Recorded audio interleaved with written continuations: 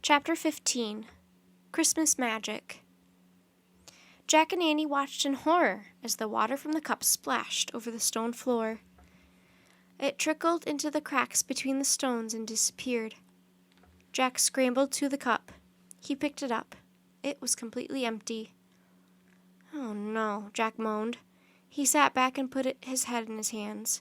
"Camelot will never wake up now," he thought. "The legend will end forever." "Jack," said Annie, "look." Jack raised his head. He pushed his glasses into place. A golden cloud was rising from the cracks between all the stones on the floor. The cloud spread quickly throughout the great hall, filling the room with wonderful smells, the scent of cedar smoke and evergreens, of roses and almonds. The cloud rose up and up, then wafted out through the upper windows of the hall. Suddenly a white dove flew through one of the windows. It soared across the dark room like a bright light, then swooped back out into the night. Soft, gentle laughter came from the end of the hall. The laughter grew louder. Jack saw King Arthur and Queen Guinevere looking at one another. They were laughing. The knights of the Round Table were laughing too.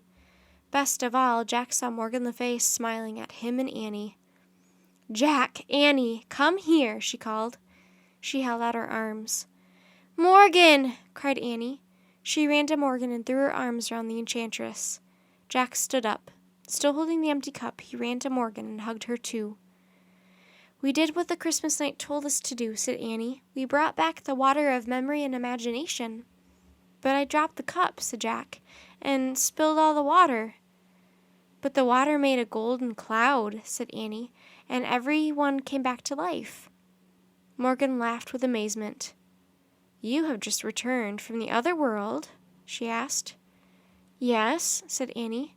"A white stag brought us back," said Jack. He turned to King Arthur. "Your Majesty," he said, "we have good news. Your knights are safe. Sir Lancelot said to tell you that they'll be home before the first night of the new year." The king looked bewildered. "You found them?" "Yes, and they're all fine," said Annie. "Here," said Jack. He handed the silver cup to the king. "Please give this back to Sir Galahad." "And this to Sir Lancelot," said Annie. She took the glass key from around her neck and gave it to King Arthur. "Oh, and this to Sir Percival," said Jack. He pulled the wooden compass box from his pack and gave it to the king. At first, King Arthur was too stunned to speak. Then he clapped his hands and laughed joyfully. "Thank you," he said to Jack and Annie. The knights of the Round Table all cheered. "Ring the bells!" King Arthur shouted. "Call the people of Camelot to the castle." "They have already gathered outside the doors, your Majesty," said a page. "Bring them in," said Arthur. "We must rejoice together." Queen Guinevere smiled at Jack and Annie. Her eyes sparkled now. "Once again, you have helped save Camelot," she said. "Thank you very much." "You're welcome," said Jack and Annie together. Then Jack heard the sounds of children talking and laughing. He turned to see a crowd of people streaming through the arched doorway of the great hall. They carried candles, a giant fir tree, and boughs of holly and pine. Musicians followed them with stringed instruments. As everyone started to decorate the hall, the musicians began playing and singing a beautiful Christmas carol. "Jack," said Annie, "look." The white stag was standing in the arched doorway. Jack turned excitedly to Morgan. "See that white stag?" he said. "He took us to the other world. See him?" Morgan smiled. "Yes, I do see him," she said, "and now I see everything." Jack looked back at the doorway. The stag was gone. In his place stood an old man with a long white beard. He held a staff and wore a flowing red cloak, the same cloak Jack and Annie had worn on their quest. "Who's that?" Jack asked. "That is Merlin the magician," said Morgan. "It was Merlin who invited you here. I see that now." "Merlin?" said Jack.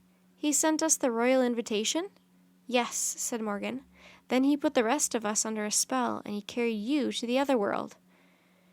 "No," said Annie. "The Christmas Knight put you under a spell." "And the white stag carried us to the other world," said Jack. Morgan smiled. "Merlin was both the Christmas Knight and the white stag," she said. "Remember, he's a magician, not a mortal. He can change his shape whenever he wishes." Oh, wow, whispered Annie. Why did Merlin do these things? Asked Jack. Merlin was angry when King Arthur banished magic from Camelot, said Morgan. I see now he finally took matters into his own hands. How? Said Jack. He knew King Arthur would send no more knights to the other world for the water of memory and imagination, said Morgan. So I assume he brought you to Camelot, hoping that you would offer to go instead.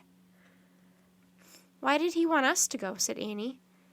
Merlin has often heard my tales of your adventures in the treehouse, said Morgan. He knows you both have a great desire to fight for the good, and he knows you use the gift of imagination very well. Those are two special qualities needed to succeed in any success, or any quest. Jack and Annie looked back at Merlin. From far across the room, the white-bearded magician smiled at them. He raised his staff, then he slipped out the door. Jack looked around the great hall. All the candles and torches were lit now. A fire blazed in the hearth. The musicians were playing. Everyone was singing. The room glowed with warm firelight and rosy faces.